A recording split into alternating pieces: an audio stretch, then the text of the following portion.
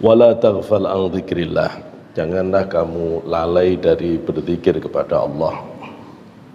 Faqalu, para ulama ahli tasawuf ahli thariqah telah menyatakan, man nasiyallaha ta'ala faqad kafara bihi, siapa yang ingkar kepada Allah, lupa kepada Allah, berarti dia kufur kepada Allah.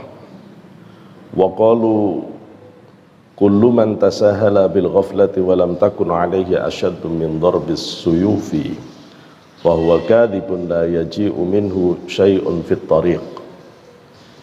Setiap orang yang menggampangkan, menganggap remeh, walam takun alaihi asyaddu min darbis suyuf, menganggap remeh, tidak dikiran.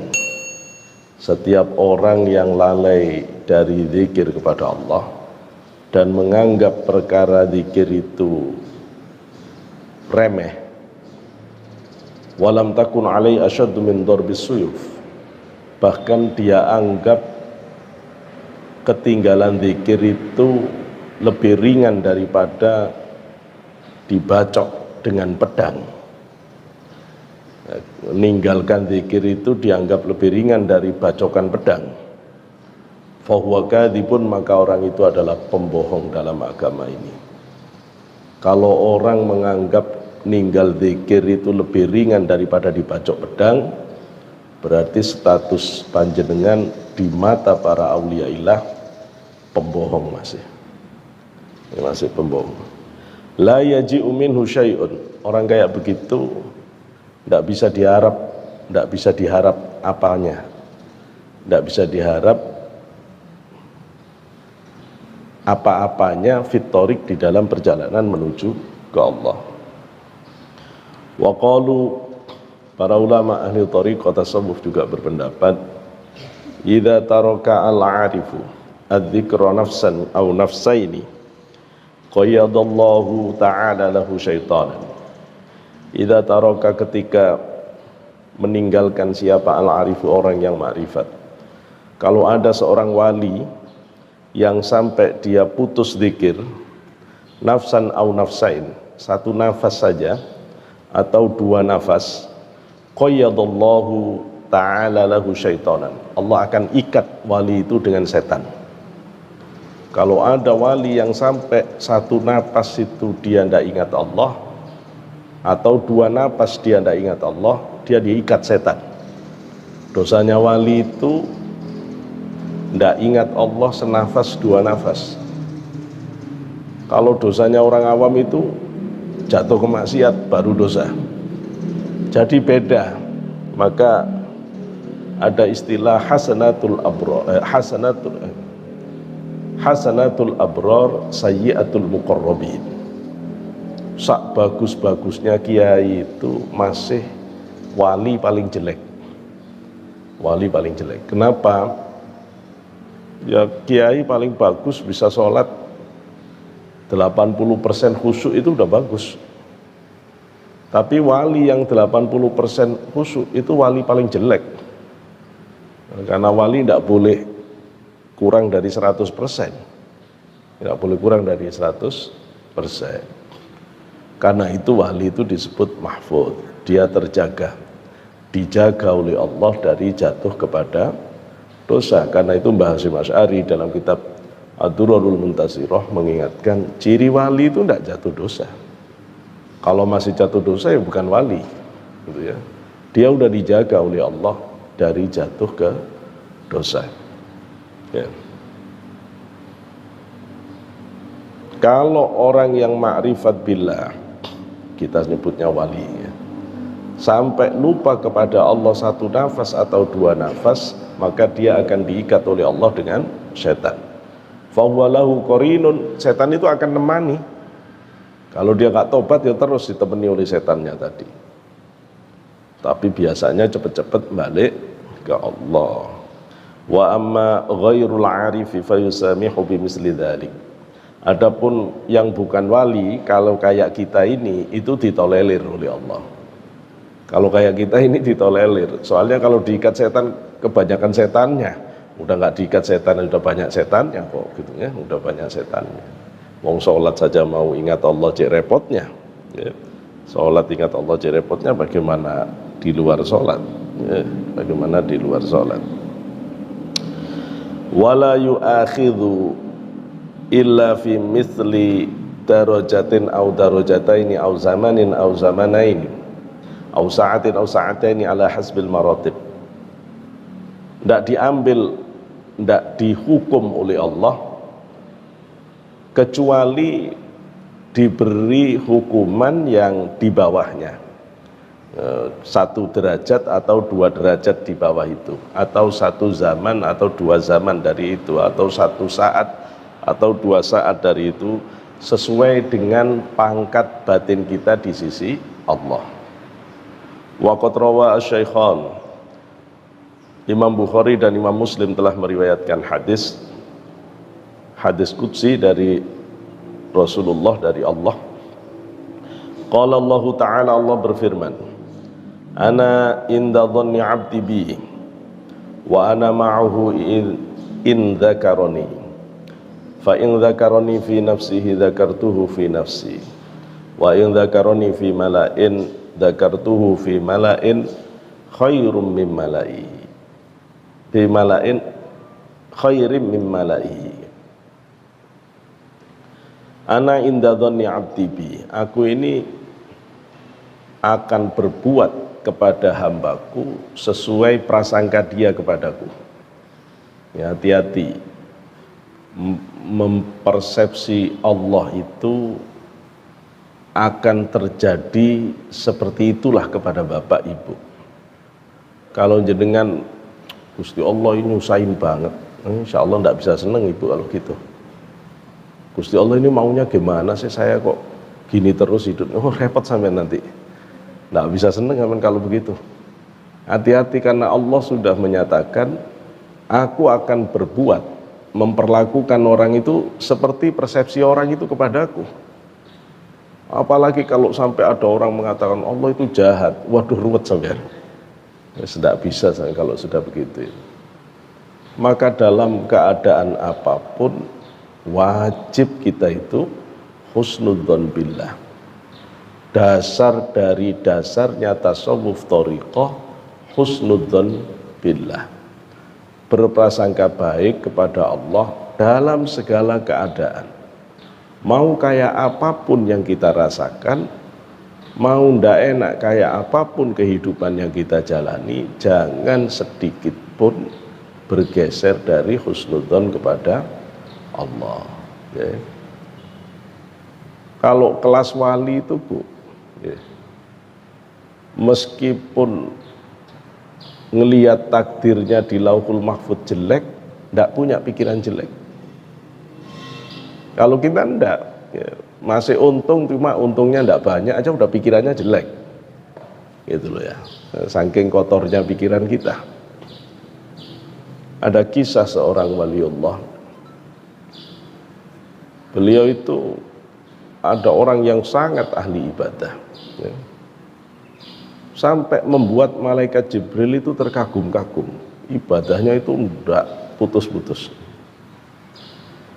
Saking kagumnya sampai malaikat Jibril itu ditegur oleh Allah. Apa kamu Jibril? Saya kagum ya Allah, lihat dia ini ibadahnya sangat istimewa. Terus Allah beritahu malaikat Jibril, nanti dulu, enggak usah kagum. Kamu cek di Lauhul Mahfuz, catatan takdir dia apa? Dicek di Lauhul Mahfuz, takdirnya adalah mati su'ul khotimah ahlin nar, mati su'ul khotimah ahli neraka. Padahal dia ibadah terus, tidak pernah maksiat. Bingung Jibril, gimana ini? Akhirnya Jibril nggak tega, matur ke Gusti Allah, minta izin mau nemui orang itu. Allah nanya, mau apa? Mau tak suruh berhenti ya Allah? Nggak tega saya. Kalau dia ibadah terus ternyata akhirnya dia masuk neraka, mending dia maksiat. Karuanlah biar dia seneng-seneng di dunia aja dulu. Kalau toh nanti ujung-ujungnya juga harus neraka.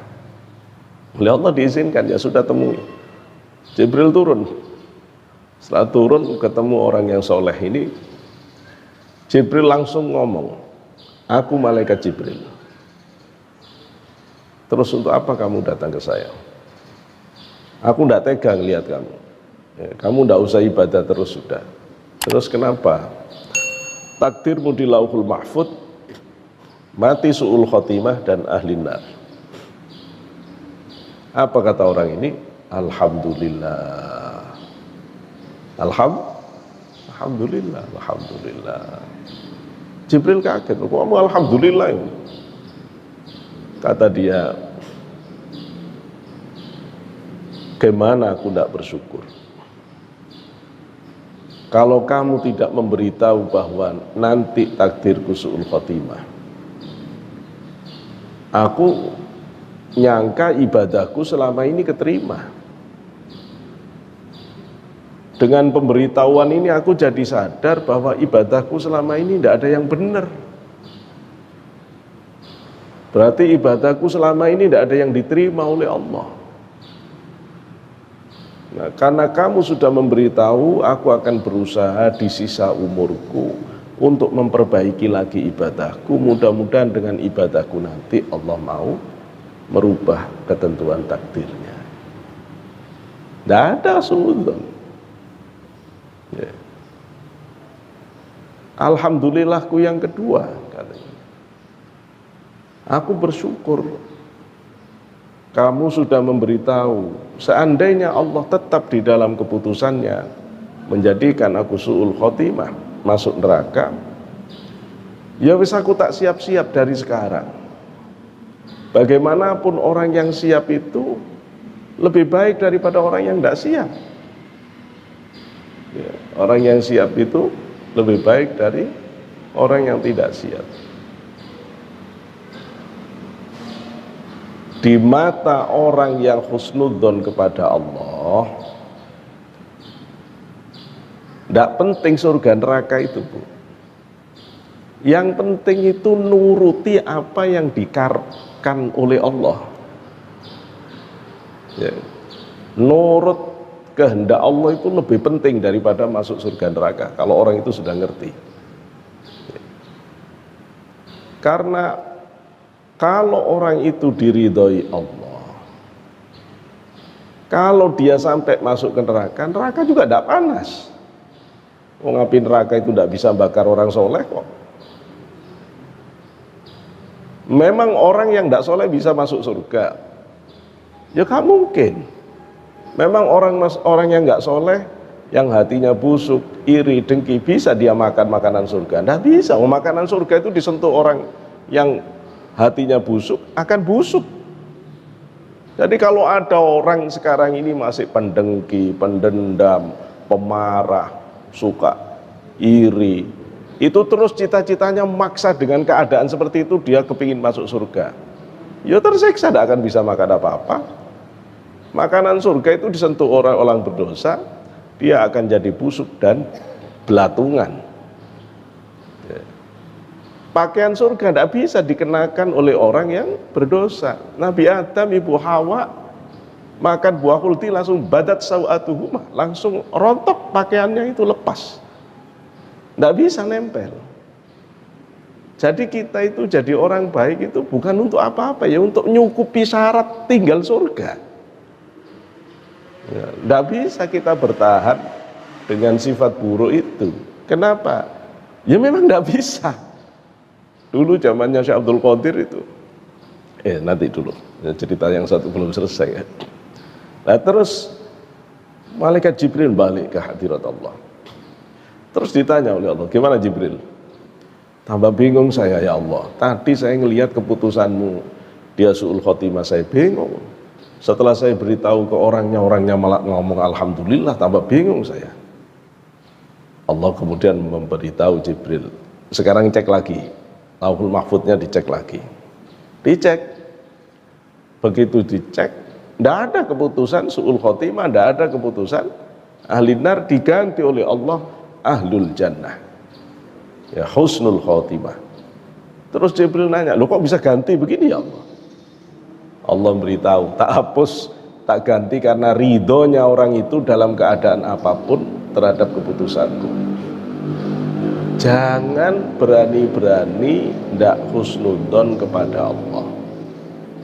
Belajar husnudzon pada Allah, walaupun kenyataan hidup yang kita hadapi sangat pahit. Ya. Anggap saja obat. Ya. Kalau kehidupan ini pahit, anggap obat. Ini obat yang membuat saya kuat. Ini obat yang membuat saya sehat. Ngoten. Jangan berani-berani suudzon, bahaya. Karena Allah menyebut ana inda dzanni abdi bi. Aku ini sesuai prasangka hambaku kepadaku. Wa ana ma'ahu in dzakaroni. Dan aku akan bersamanya saat orang itu ingat aku, zikir padaku. Ini loh Bu yang membuat para aulia itu mengatakan, orang ahli zikir ndak usah jadi wali sudah punya karomah. Ndak usah jadi wali sudah punya karomah. Kenapa? Dipilih Allah menjadi orang yang senantiasa mengingat Allah dari sekian makhluk yang tidak dipilih. Itu keistimewaan atau enggak? Lu keistimewaan. Lu orang kayak kita, enggak ada apa-apanya. Lu kok dipilih jadi makhluk yang tempatnya mengingat Allah. Itu bukan barang murah. Itu loh ya. Lu terus apa dampaknya? Wa ana ma'ahu in dzakaroni. Kalau dia ingat aku, dia tak ingat. Loh, diingat Allah itu istimewa Pak Ibu. Nggih. Kalau ada anak ndak ingat orang tua, ruwet nggak? Wis ruwet hidupnya. Kalau ada orang tua ndak ingat anaknya, bubar ndak anak itu. Kalau ada suami ndak ingat istri, rusak ndak rumah tangga? Lu terus diingat Allah itu gampang atau repot? Nggak usah diingat Allah, diingat Presiden Pak Jokowi itu gampang atau repot? Repot Bu. Ibu punya prestasi tingkat provinsi, Jokowi nggak tahu. Nggak tahu. Kalau ibu punya prestasi tingkat nasional, mungkin kalau sudah juara olimpiade baru Pak Jokowi baru ingat. Itu pun kadang-kadang masih lupa. Sekedar untuk bisa diingat presiden saja Bapak harus prestasi internasional. Sekarang kepingin diingat Allah. Ayo. Barang murah atau barang mahal diingat Allah? Mahal banget. Caranya gampang. Zikir. Cuma itu tok modalnya. Ndak bayar, ndak keluar uang, ndak keluar tenaga, modal bibir tok. Cuma itu tok. Bahkan ndak pakai bibir wis. Modal hati ingat Allah, diingat Ibu. Gitu loh ya. Diingat, Bapak diingat. Sesimpel itu. Cuma dasar manusia itu malesnya, Masya Allah. Mau diajari zikir begini itu repot. Gitu deh. Diajari zikir yang benar begini nih. Ya apa zikir dalam hati yang benar, yang nyambung sampai Rasulullah itu kayak apa? Yang dulu Rasulullah ngajari Sayyidina Ali, Sayyidina Abu Bakar, Sayyidina Ali ngajarkan Hasan Husain, Husain ngajarkan Ali Zainal Abidin, Ali Zainal Abidin ngajarkan ke Muhammad Bakir, Muhammad Bakir mengajarkan kepada Imam Ja'far Shadiq, Imam Ja'far Shadiq mengajarkan kepada Musa Kadzim, Musa Kadzim mengajarkan kepada Ali Ridho, Ali Ridho mengajarkan Ma'ruf Al-Karhi, terus sampai ke Syekh Abdul Qadir Al-Jilani. Jadilah Qadiriyah. Nanti ada lagi yang mengajarkan zikirnya Syekh Abdul Qadir Al-Jilani, keturunan Rasulullah. Yang lain yang tinggal di Bukhara namanya Bahauddin An-Naqsabandi, diajari oleh Syekh Abdul Qadir zikir di dalam hati, di dalam mimpi, di dalam barzakhinya. Beliau melihat Syekh Abdul Qadir datang dengan Rasulullah, wakila ada riwayat yang menyebut Nabi Khidir Kemudian Rasulullah disuruh ngukir di dalam hatinya kalimah Allah, diukir di dalam hatinya kalimah Allah, kemudian zikirnya disimpan di dalam hati Allah. Allah jadilah Naksabandiyah. Loh itu kayak apa? Kalau mau zikir begini wajib baiat gitu loh ya, ndak bisa kemudian baca buku terus ngamal, ndak bisa begitu ya, ndak bisa begitu, harus mubaya'ah ya. Nah, baiat tidak boleh serampangan ya. Ilmu ini ndak boleh terus langsung di YouTube terus disebut, itu bubar ya. Ini ilmu Allah, ilmu Rasulullah yang harus disampaikan secara khusus. Begitu dengar harus diamalkan, bukan ilmu main-main. Karena itu para kiai, para waliullah tidak mau ilmu ini cuma didengar terus tidak diamalkan. Itu yang membuat kenapa kok harus baiat, kenapa kok harus serius itu, yaitu ya. Wa ana ma'ahu in dzakaroni, dan aku akan bersama dia orang yang zikir apabila dia mengingat aku. Wa in dzakaroni fi nafsihi, apabila orang itu mengingat aku di dalam dirinya, dzakartuhu fi nafsi, aku ingat dia di dalam hatiku, di dalam diriku. Kalau kita ngingat Allah dengan zikir di dalam hati, Allah, Allah, Allah, Allah ya.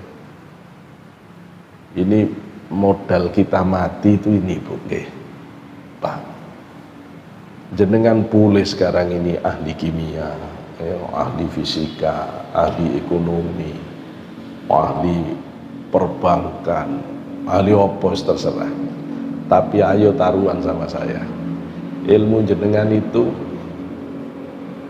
kadang-kadang pensiun aja udah tidak kepake.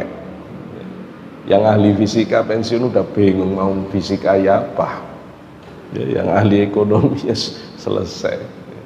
Belum ketemu malaikat Israel sudah tidak kepake. Kalau ketemu malaikat Israel mau pakai apa saja? Mau pakai matematika. Jadi ketawa itu malaikat Israel.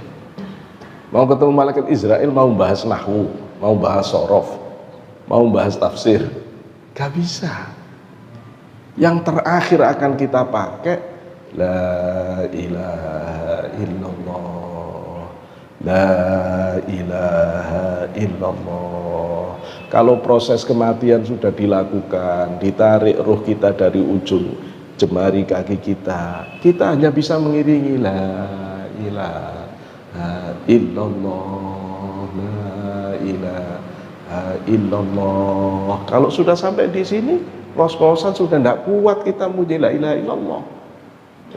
Kalau sudah lidah ini mengkeret karena proses kematian sudah berjalan, kaku lidah kita. Main zikir khafi, di batin zikir Allah, Allah, Allah, Allah, sampai keluar ruh kita Allah, Allah. Kapan Bapak latihan? Kalau tidak pernah torekotan, tidak pernah zikiran, tidak tahu saya. Bisa ndak begini nih di dada, ketemu malaikat maut baru belajar, ya tanggung sendiri resikonya, gitu loh ya. Nekat itu, nekat jenengan, gitu loh ya, nekat. Lalu kalau orang torekotan ya enak Pak, karena setiap ba'da sholat sudah duduk, dilipat lidahnya langsung batin zikir Allah, Allah, Allah. Udah latihan lidah kelipat. Udah latihan. Allah, Allah, Allah, Allah. Ya. Kalau orang itu zikir di dalam hatinya, diingat di dalam hati Allah, di dalam diri Allah. Wa in dzakarani fi mala'in dzakartuhu fi mala'in khairum min mala'i. Apabila dia berzikir bersama di dalam jamaah, Allah akan populerkan nama-nama orang yang berzikir dalam jamaah itu di kalangan para malaikatnya Allah yang istimewa. Ayo, siapa yang nggak kepingin populer? Orang sampai pakai agen, promosi, saking kepinginnya terkenal.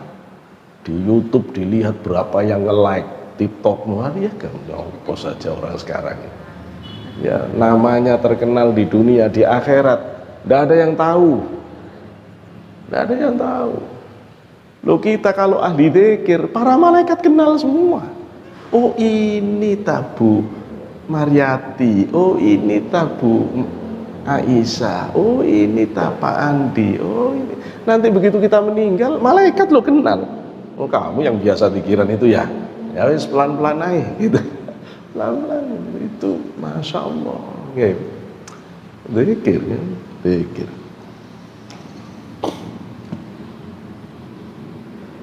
Warwa Ibnu Hibban meriwayatkan hadis, aksiru zikrallah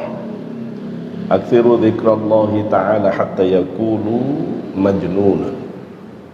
Yang banyak kamu zikir la ilaha illallah, yang banyak kamu zikir Allah Allah, sampai orang nyebut kamu gendeng.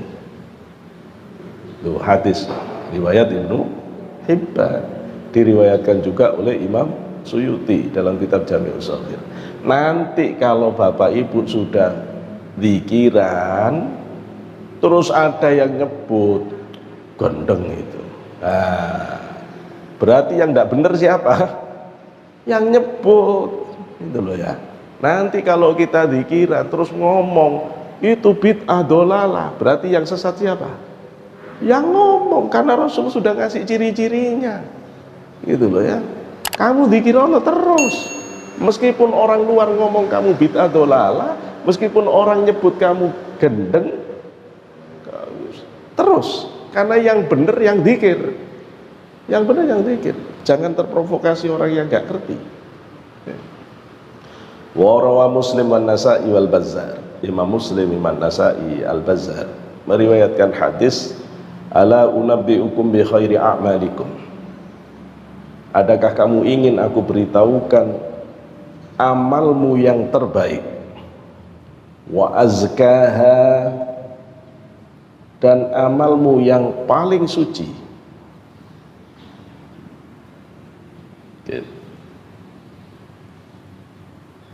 Wa azkaha inda malikikum, amalmu yang paling bersih di sisi Tuhanmu. Mau ndak jenengan diberitahu Rasulullah amal yang terbaik dan paling suci di sisi Allah. Wa arfa'uha fi darajatikum, amal yang paling cepat ngangkat derajat ibu di sisi Allah, ngangkat derajat bapak di sisi Allah. Wa khairul lakum min infaqid dhahabi wal warik, bahkan lebih baik dibanding ibu sedekahkan semua emas perak yang ibu punya. Wa khairul lakum min antalqu aduwakum fatadribu a'naqahum wa yadribu a'naqakum, bahkan lebih baik daripada kamu bertemu musuh kemudian kamu berperang, kamu tebas leher mereka, dan pada akhirnya mereka menebas lehermu. Siap bagus amal ini ya.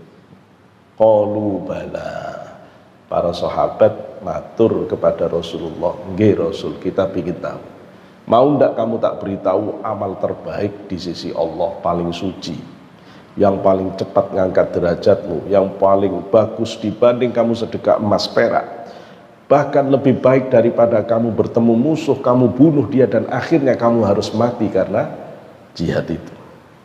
Mau ndak tak beritahu yang lebih baik dari itu semuanya? Jawab sahabat, nggih. Apa jawab Rasulullah? Qala zikrullah azza wa jalla. Rasul mengatakan amalan itu adalah zikrullah. Zikrullah. Mengertilah Bapak Ibu, kenapa zikir itu termasuk perintah ibadah yang terbanyak disuruh Allah di Quran ya, paling banyak ya, perintahnya paling banyak, terus bunyi kalimatnya juga banyak.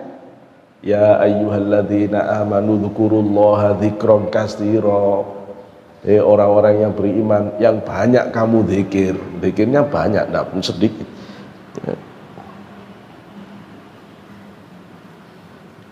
Rawahu wa rawa at-Tabrani. Imam Tabrani juga meriwayatkan hadis, laisa tatahassaru ahlul jannah illa ala sa'atin marrat bihim walam yadhkurullaha ta'ala fiha. Besok orang masuk surga itu ada penyesalan di dalam surga. Nah, bingung ya? Masuk surga kok ada penyesalan? Mestinya yang menyesali yang masuk neraka. Yang menyesal mestinya orang masuk neraka. Ternyata orang masuk surga itu ada yang nyesal, kata Rasulullah. Apa penyesalannya orang masuk surga? Tidaklah ahli surga itu besok akan menyesal kecuali atas berlalunya waktu sesaat di dunia tanpa zikrullah. Jadi besok kita itu bakal nyesel. Yang kita sesali, kenapa waktu ini berjalan kok aku dulu nggak zikir, gitu ya. Kok aku nggak zikir. Terus gimana kita ini 24 jam mau la ilaha illallah terus, Allah Allah, enggak gitu. Enggak begitu. Jenengan dagang, begitu ngelihat timbangan, ingat pesannya Gusti Allah, pesannya Rasulullah, jangan curang dalam timbangan, nimbang yang jujur. Berarti ngelirik timbangan itu zikir, itu loh. Begitu ibu pagi-pagi nyiram bunga, lihat bunga ini, terus ibu mikir, ya Allah, cek bagusnya bunga ini, kalau bukan kamu siapa yang bisa buat bunga indah kayak begini. Nggak ngomong, cuma hatinya sambil nyiram itu sambil nyangkut ke Allah, itu sudah zikir. Jadi yang dimaksud zikir itu begitu. Begitu, bismillah, saya niat nyapu rumah ya, supaya bisa untuk ibadah. Ya sudah zikir, nyapu itu ya termasuk zikir. Zikir bermakna zikir itu bisa makna luas, bisa makna sempit. Ya, kalau makna luas itu selama bapak ibu nyangkut ke Allah, melihat apapun, bercerita apapun, itu semuanya masuk zikrullah. Ya, masuk. Maka sholawat termasuk zikir, ngaji termasuk zikir, baca Quran termasuk zikir, menceritakan orang soleh termasuk zikir. Semua yang mengarah kepada kebaikan masuk zikir di makna dalam makna luas. Zikir dalam makna khusus harus dengan kalimah thayyibah. Bisa la ilaha illallah, bisa subhanallah, bisa Allahu akbar. Tapi zikir dalam makna khusus, yang lebih khusus lagi, zikir dengan la ilaha illallah, Allah, Allah. Itu. Nanti kalau zikir yang umum itu tidak pakai ketentuan. Yang pakai ketentuan itu zikir thariqah, yang nanti misalnya ada jumlah tertentu, itu zikir thariqah. Kalau zikir di luar thariqah tidak pakai. Loh, kalau misalnya saya orang thariqah, boleh tidak saya zikirnya itu pakai ketentuan dan tidak ketentuan? Ya boleh. Kalau sedang ngamalkan thariqah pakai ketentuan, ya duduknya, ya caranya, pegang tasbihnya dan seterusnya, itu ada aturannya. Cara narik kalimahnya itu ada aturannya. Tapi kalau misalnya mau zikir santai, ya enggak apa-apa. Mau zikir sambil aktivitas, ya boleh. Ya, batinnya terus ke Allah boleh. Jumlahnya mau banyak, tidak pakai dihitung, ya tidak apa-apa kalau yang zikir itu. Tapi untuk yang zikir thariqah dihitung ya, karena kita sedang melakukan penebusan ya, penebusan. Kalau menurut ulama Qadiriyah wan Naqsabandiyah, hadis Rasul asyaiton yajri ibna adam majrud dam. Setan itu mengalir di tubuh anak Adam itu melalui aliran darah. Itu parkirnya setan di tubuh kita itu di ruas-ruas persendian, di persendian-persendian kita. Dan itu dihitung oleh para ulama ahli thariqah Qadiriyah Naksabandiyah, jumlahnya 825. Nah, maka beliau berijtihad, murid-murid thariqah Qadiriyah Naksabandiyah itu satu tempat ditutup dengan satu la ilaha illallah. Nah, maka terus dibagi jadi 5 waktu, jadilah 165. Maka setiap ba'da sholat 165, perlunya nutup supaya setan tidak bisa parkir di tubuh kita. Itu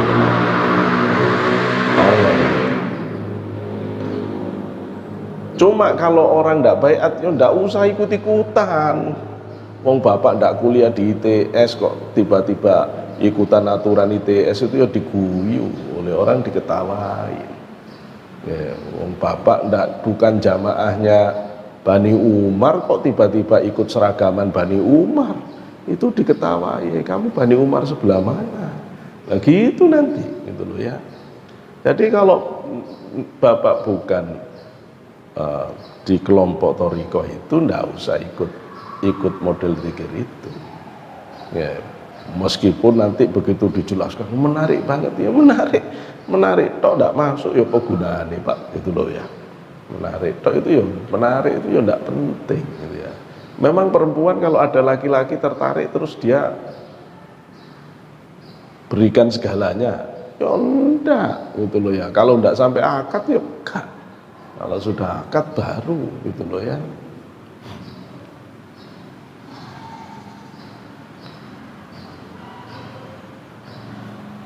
Warawa aidan, Imam Tabrani juga meriwayatkan hadis yang bunyinya mathalul ladzi yadhkuru rabbahu walladzi la yadhkuru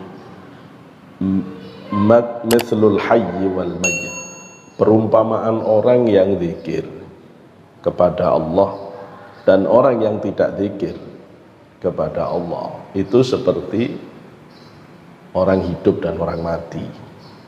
Yang zikir itu kayak orang hidup, yang tidak zikir kayak orang mati. Rasulullah yang ngomong gitu. Rasulullah.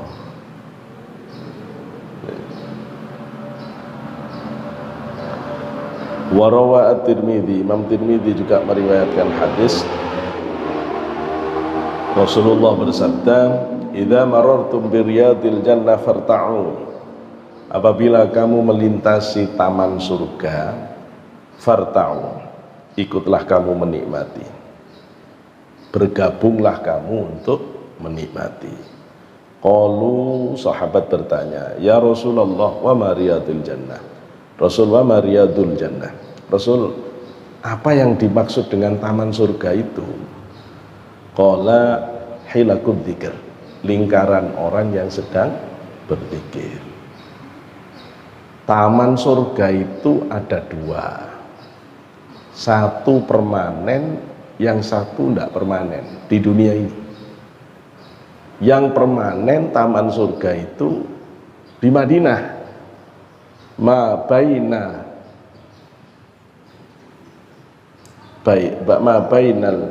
baiti wal mimbari raudhah mir riyadil jannah. Okay. Antara rumahku dan podium mimbarku itu adalah raudhah. Nah sekarang di karpet hijau, nah itu raudhah, itu taman surga. Kalau begitu di situ mustajab karena itu taman surga. Orang sampai bayar-bayar kepingin umroh, tujuannya kepingin doa di raudhah. Giliran ada orang zikiran nggak datang, padahal zikiran itu juga raudhah. Itu raudhah. Lah terus kalau gitu orang miskin kapan bisa ke raudhah? Kalau raudhah itu tidak dikasih yang bergerak. Raudhah bergerak itu ketika kita kumpul dzikiran. Raudhah. Ini raudhah. Mudah-mudahan yo ngaji begini nih raudhah. Ngaji begini nih raudhah karena ini dalam man'am termasuk dalam zikrullah. Cuma kalau ada orang kumpul dzikiran, oh itu lebih tegas lagi. Lebih tegas lagi itu raudhah. Warawa aidan Imam Tirmidzi juga meriwayatkan hadis Rasulullah bersabda man shalla as-subha fi jama'atin summa qa'ada yadhkurullaha ta'ala hatta tatlu'a asy-syamsu summa shalla rak'ataini kanat lahu ka ajri hujjatin wa umratin tammah. Rasulullah bersabda barang siapa sholat subuh jamaah kemudian dia duduk dzikiran sampai matahari terbit ya, dia duduk sampai matahari terbit dzikiran summa sholat rakaatain kemudian begitu matahari terbit sholat 2 rakaat sholat syuruqis syams atau salat isyraq li isyraqis syamsi pahalanya dapat pahala seperti haji umroh mabrurah sempurna ya. Sekarang berapa tangsel kalau haji nunggunya lama ya puluhan tahun, sekarang berapa? 20, 30 tahun. Jawa Timur 50 tahun. 50 tahun. Di daerah saya Pasuruan 50 tahun. 50 tahun ini. Nah, kalau daftarnya umur 40 ya wassalam. Wis gak usah daftar. Wis wasiat saja nak, nanti kalau saya meninggal belum sempat haji tolong dihaji badalkan, segitu aja, betul ya, dihaji badalkan. Haji badal kan bisa sekarang, artinya bisa kapan saja. Nggak usah kecil hati, Allah udah siapkan pahala yang bapak ibu bisa ambil. Caranya sholat subuh, sholat jamaah, setelah itu jangan bergerak dari tempat duduknya itu, dzikiran. Illallah, la ilaha illallah, la ilaha illallah, la ilaha illallah terus. Nah, selesai la ilaha illallah zikir Allah sampai kira-kira jam 6 pagi. Kalau sekarang jam 6 langsung ya ilaha illallah doa terus takbir sholat Allahu sholli sunnatan li isyraqis syamsi atau li suruqis syamsi rakaataini sunnatan lillahi ta'ala Allahu akbar. Baca setelah Fatihah, baca Allahu nurus samawati wal ardh mathalu nurihi kamishkatin fiha misbah zujajah az-zujajatu ka'annaha kawkabun durriyyun yuqadu min syajaratin mubarakatin zaitunatin la syarqiyyah wa la gharbiyah yakadu zaituha yudhi'u walau lam tamsashu nar nurun ala nur yahdillahu li nurihi man yasha'u yadribu al-amthala wallahu kulli syai'in alim. Kalau tidak bisa ya baca kuliah sama kulhu kedua udah. Okay. Sudah selesai salam dapat haji umroh sempurna. Oh gitu. Maka kalau ibu itu sudah pensiun, bapak itu sudah pensiun, kesempatan. Kalau sudah tidak punya kegiatan, kesempatan. Doronglah anak-anak kita itu dengan ibadahnya orang tua. Wes nak, kamu sekarang yang kerja, ibu support dari belakang. Ba'da subuh dzikiran sampai matahari terbit. Alim semua nanti, anak-anak cucu-cucu insya Allah jadi orang yang baik semuanya, hasil semuanya. Lu ibunya serius, bapaknya serius. Jangan kayak orang tidak punya guru, tidak punya agama yang benar, pensiun bingung. Nah ini bingung, sampai kayak orang tidak punya proyek. Kita masih punya proyek dengan Allah, proyek zikir, proyek zikiran. Cuma saya nggih pesen, kalau belum baiat jangan zikir banyak-banyak. Resiko ditanggung penumpang soalnya. Itu loh ya. Saya tidak akan ngizinin. Jenengan kalau tidak punya lisensi baiat terus tiba-tiba mau zikir dari ba'da subuh sampai matahari terbit, nanti dulu saya tidak berani nangani resikonya. Itu nangani resikonya. Karena panjenengan tidak ada yang menemani ruhaninya. Gitu loh ya.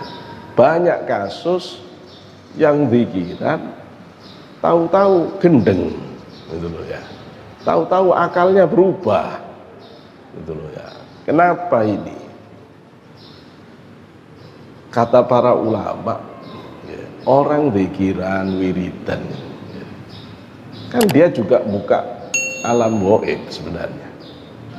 Nah, yang terdekat dengan orang itu ya alam jin, alam setan. Dia sadar atau tidak sadar.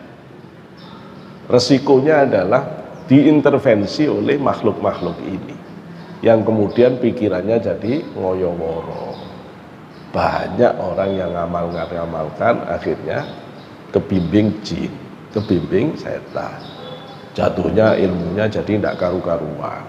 Terus tidak tambah benar, tambah nyimpang semua. Nah, ini resiko. Karena itu tidak usah. Kalau orang belum baiat, Pak saya belum mantep ikut thariqah, tidak apa-apa. Lah terus gimana? Banyak sholawat. Yang banyak baca sholawat. Kalau sholawat boleh, banyak-banyak boleh. Kenapa? Karena kita semuanya umat Rasul. Ruhani yang paling dekat dengan Bapak Ibu Rasulullah. Ini Rasulullah yang banyak baca sholawat. Sholawat yang mana terserah. Tapi jangan punya niat duniawi. Belajar baca sholawat semata-mata tulus kepada Allah. Soalnya yang bikin salah arah batin itu baca sholawat supaya cepat kaya. Lah gini ini yang jadi ruwet. Gitu loh ya. Gini jadi ruwet. Tidak usah kepingin cepat kaya, bahwa sholawat itu dengan sendirinya buka rizki. Tapi jangan kepingin kaya, gitu loh. Zikir itu ya buka rizki, tapi jangan kepingin kaya dengan zikir. Keliru, gitu loh ya. Keliru. Ya, itu nanti akan memudahkan semua kehidupan. Tapi tidak usah diniatin. Niatnya tetap karena Allah. Ya, niatnya tetap karena Allah. Ya.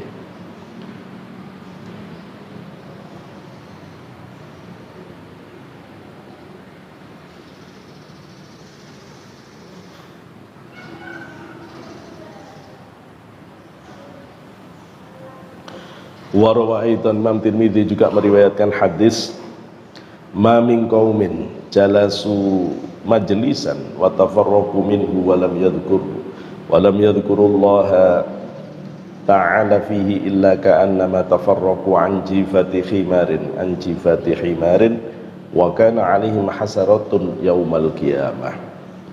Ma min qaumin, tidaklah dari kaum yang jalasu duduk majlisan di satu majlis, wa tafarraqu kemudian mereka berpisah, minhu dari majlis itu, walam yadhkurullaha ta'ala dan dia tidak mengingat Allah, tidak menyebut Allah selama di majlis itu, illa ka'annama kecuali orang itu diibaratkan oleh Rasulullah seperti tafarraqu an jifati himarin, dia seperti berpisah dari majelis tadi itu, seperti dia berpisah dari bangkai khimar.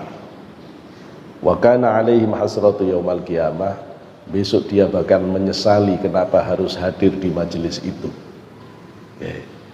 Lah terus gimana? Kadang-kadang kita arisan itu udah ngomong Allah sama sekali. Sebelum ibu berdiri, bacalah istighfar 3 kali. Kita misalnya ada di warung cuma makan klotek-klotek, tapi makan baca bismillah. Ya alhamdulillah kalau baca bismillah. Kalau rapat atau apa itu, rapat RT, bahas itu bangunan, sebelum berdiri istighfar, astagfirullahaladzim, berdiri. Nah ini yang biasanya para ulama nutup dengan subhanakallahumma wa bihamdika asyhadu an la ilaha illa anta astaghfiruka wa atubu ilaik. Itu yang aslinya itu untuk majelis yang enggak dikira. Kalau orang dikirannya enggak usah subhanakallahumma, mau jelas zikir kok subhanakallahumma. Gitu loh ya. Makanya kiai-kiai dulu kan enggak selalu ngomong subhanakallahumma. Ya cuma orang-orang yang baru belajar agama saja, udah pengajian saya harus subhanallah. Sudah ngaji, mau dibaca hadisnya itu lebih kepada majelis yang bukan majelis zikir, bukan majelis ilmu. Ya. Nah, kiai-kiai sepuh kita kan dari dulu tidak pakai itu, ya, ditutup dengan alhamdulillahirabbil alamin, cukup, sudah cukup. Ya. Tapi ya nggak apa-apa, ya nggak ada salahnya, ya nggak salah juga. Cuma kalau kita ngerti kan jadi tahu tempatnya. Yang harus menggunakan itu ketika kita ini tidak ada ngomong bab akhirat, dunia. Nah itu jenengan tutup sendiri ya, di hati sebelum berdiri subhanakallahumma wa bihamdika asyhadu an la ilaha illa anta astaghfiruka wa atubu ilaik. Kalau repot ya wis istighfar 3 kali astagfirullah astagfirullah astagfirullah, berangkat udah aman ya, aman dari hadis ini. Warawa Ibnu Abi Syaibah meriwayatkan hadis mamin adamiyyin illa wali qalbihi baitani fi ahadihima al-malaku wa fil akhari asy-syaitan. Tidaklah dari anak Adam kecuali di dalam hatinya ada 2 kamar. Yang satu ditempati oleh malaikat, kamar yang lain ditempati oleh setan. Fa idza dzakarallaha ta'ala khanasa. Apabila orang itu berzikir kepada Allah, maka setannya bersembunyi. Wa idza lam yadhkurillaha ta'ala wada'a asyaitanu manqarahu fi qalbihi. Apabila orang itu lalai gak zikir kepada Allah, gak ingat Allah, setannya meletakkan moncongnya di hatinya. Wa waswasalahu, dan setan memberi pikiran-pikiran jelek, ide-ide buruk, mewaswasi orang itu. Itu pingin menang apa pingin kalah sama setan? Kalau pingin menang, senjatanya zikir, ya, senjatanya zikir. Warawa Ibnu Hibban juga meriwayatkan hadis, saya alamu ahlal jam'i min ahlil kiram. Qila wa man ahlil kiram? Qala ahlu majalisid dzikri. Rasulullah menyatakan, kamu bakal tahu mana rombongan orang ahli kumpul-kumpul dan mana rombongan orang mulia. Kamu bakal ngerti mana orang organisatoris dan mana orang yang dimuliakan Allah, mana majelis kumpul-kumpul, mana majelis yang dimuliakan Allah. Terus ditanya oleh sahabat, siapa ahli yang dimuliakan Allah? Ahlu majalisid dzikr, itu ahli majelis zikir.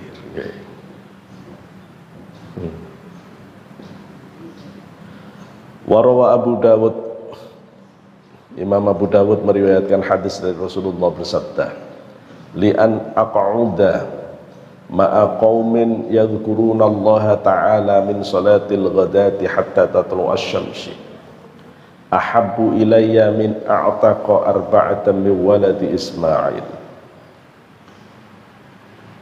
Sungguh aku duduk bersama orang yang berzikir kepada Allah dari subuh sampai matahari terbit lebih aku sukai daripada aku membebaskan 4 budak keturunan Ismail.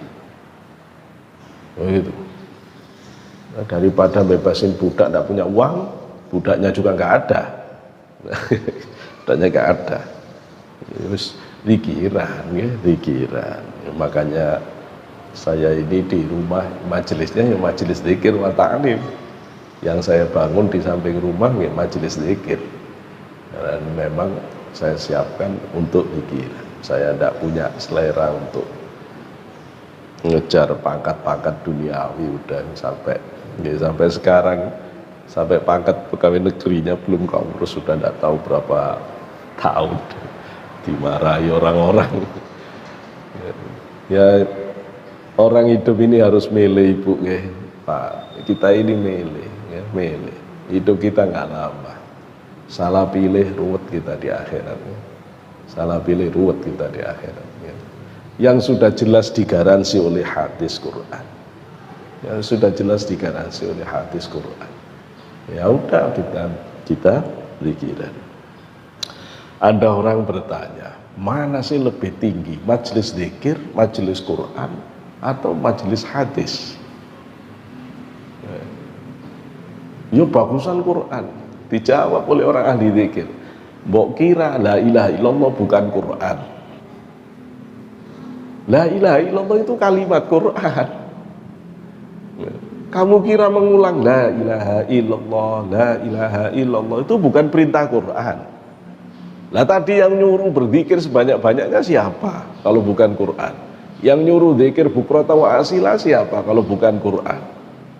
Justru orang zikir la ilaha illallah sedang membaca Quran dan sedang mengamalkan Quran. Karena itu Abu Yatim Yati Pandeglang dulu kalau ngajari zikir, dia pesen la ilaha illallah itu dibaca mujawwad. Panjangnya jangan sampai kacau, lamnya ya panjang, jangan seenaknya sendiri gitu ya, jangan seenaknya sendiri. Saya pernah dengar orang adzan pakai lagu sendiri, terus begitu Allahu Akbar la ilaha illallah, saya datang kita marah, Pak ngerti enggak artinya lam itu kalau dipendekkan maknanya apa? Kalau ngomong la ilaha illallah itu artinya tidak ada Tuhan selain Allah. Tapi kalau artinya la ilaha, benar-benar tidak, benar-benar ada Tuhan selain Allah. Bahaya itu, bisa musyrik sampean. Gitu loh ya. Bisa musyrik gitu loh ya. Ini persoalan panjang pendek itu. Kalau la itu nafi, nahi, ya.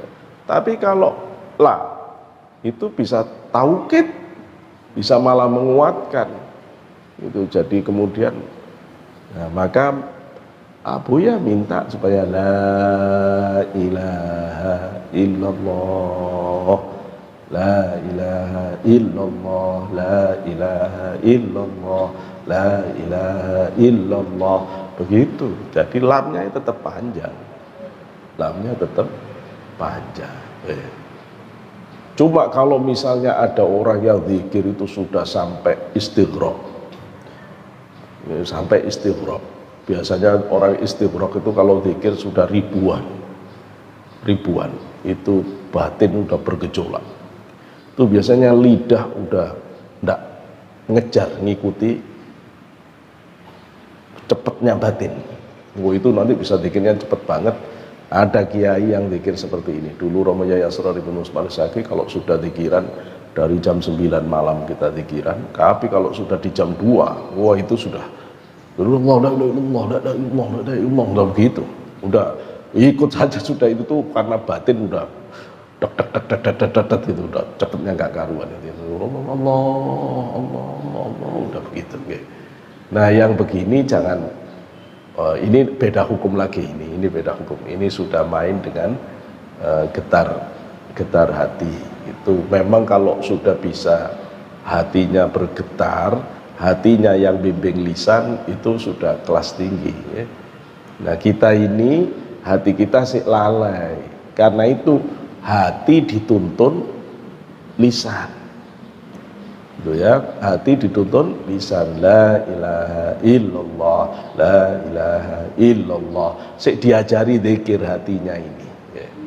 Sampai kapan zikir lisan ini sebenarnya? Sampai hati bisa zikir. Kalau hati bisa zikir sebenarnya itu Bapak, Ibu sudah waktunya zikir hati. Yang zikir Allah di dalam hati. Tapi kalau orang masih la ilaha illallah, la ilaha illallah, la ilaha illallah, udah jam berapa ini? Belum selesai-selesai. Wah, kalau gini berarti yang mulutnya yang dikiran, hatinya belum dikiran itu. Hatinya belum dikiran. Nah, yang begini ini masih harus zikir la ilaha illallah yang banyak. Oke. Baik, saya harus mengakhiri sampai di jam ini.